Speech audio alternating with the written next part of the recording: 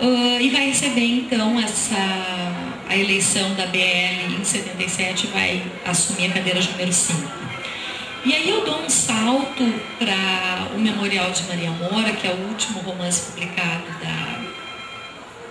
pela Raquel de Queiroz em 92, porque aí vão voltar essas mulheres muito fortes e talvez de forma mais icônica, mais arquetípica, né? Porque disse que as duas grandes inspirações, isso eu achei muito interessante, para essa obra vão ser assim, figuras bem díspares, que estão muito distantes no mundo real, mas que a Raquel vai concentrar na figura da Maria Moura, que vão ser Elizabeth I, a Rainha Virgem, uma guerreira, e, por outro lado, Maria de Oliveira, uma mulher que viveu no século XVIII, no Nordeste, que é considerada ninguém menos que a precursora do Lampião.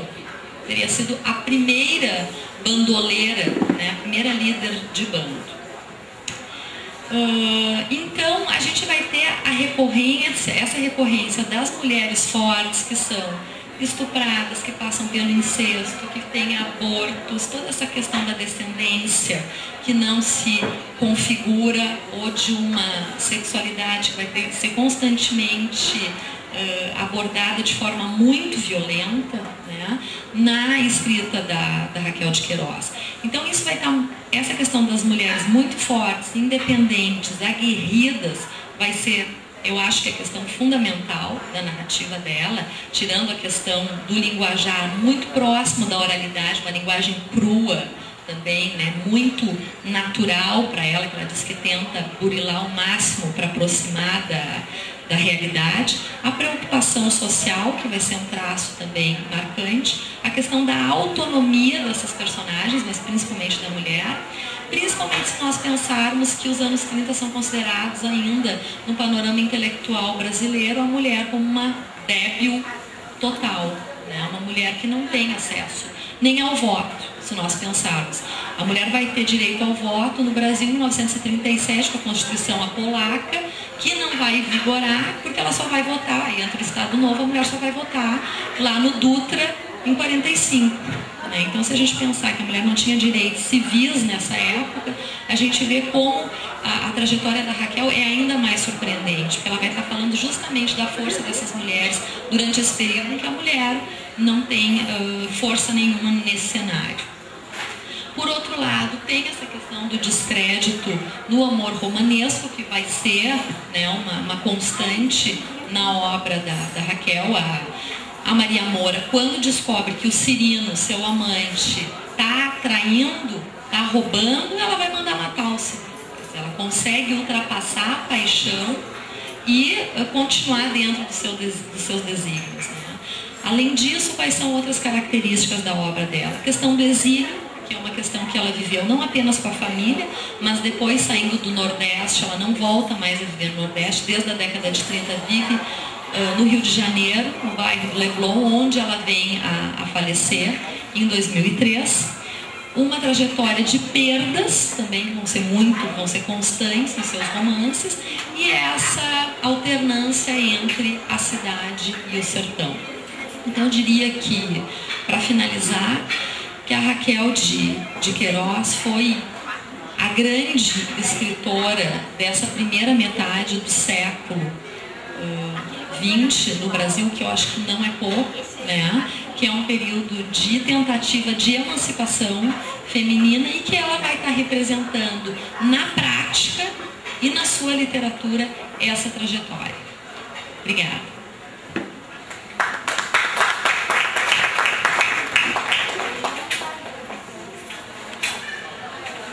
Obrigado, doutor Manuel. Obrigado, doutora Joana, pelas brilhantes apresentações.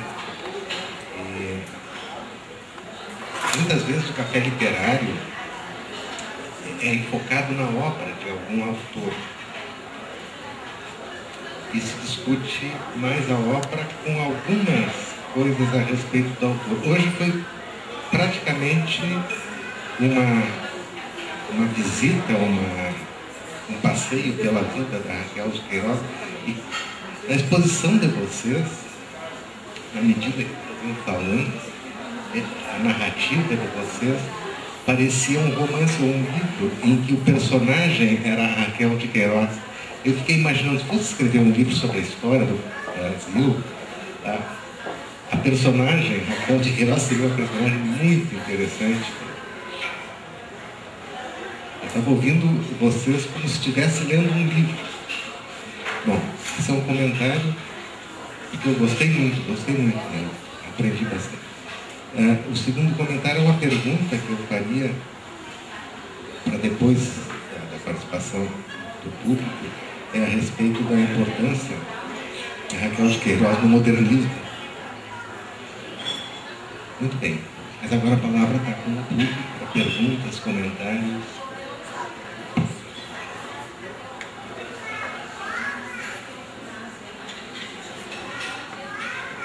Eu tinha feito uma anotação aqui em cima do que o Manuel estava falando, né, dela ser a rainha dos estudantes, e que não queria esse título, mas mais tarde, quando ela vai ser alçada à condição de celebridade, quando o 15, né, causa o furor que causa, pela surpresa de ser uma menina que está escrevendo, né, uma menina que vem do interior do Nordeste patriarcal, machista, tudo aquilo que a gente sabe, ela vai dizer que parecia que ela tinha se tornado uma miss. Então eu achei interessante, porque ela foge de ser a rainha dos estudantes, mas ao mesmo tempo ela se sente uma miss quando se torna da noite para o dia uma celebridade. Mas é só uma brincadeira.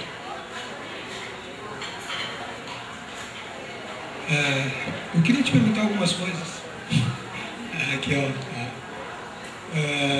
Uma coisa que me chamou a atenção também, que eu não falei, porque enfim, eu queria falar pouco, mas assim, a impressão que eu tenho, que eu li, é que ela tem, ao longo da obra, os romances, eu li praticamente só os romances, algumas poucas crônicas, mas assim, um traço melancólico, assim, sutil ao longo da obra, me parece. Isso fica mais evidente, eu acho, no 15, talvez no Caminho de Pedras, né? E isso, a impressão que eu tenho é que isso se transforma, essa melancolia, ou essa tristeza, se transforma em raiva, né? Ela tem uma raiva assassina.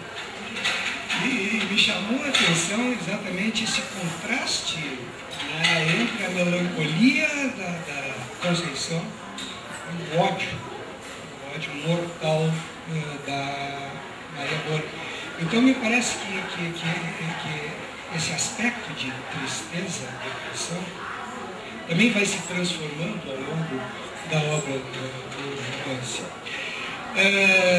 Tu falaste também da tradição, assim, das mulheres fazendeiras, né, donas que dirigiam as fazendas, porque os homens tinham outras coisas para fazer. Eu imagino que aqui no Sul nós tivemos uma situação parecida, né? Os homens indo para a guerra, mas toda uma tradição de guerra aqui na fronteira, e as mulheres tomando conta das fazendas também, né? As mulheres esperando em casa, enquanto o homem vai para a guerra. Eu acho que isso aparece, por exemplo, na obra do Érico, no Ana Terra. A mulher também, a mulher forte, sobrevivendo em casa, enquanto o homem está lá, claro, elas estão na vida, brigando.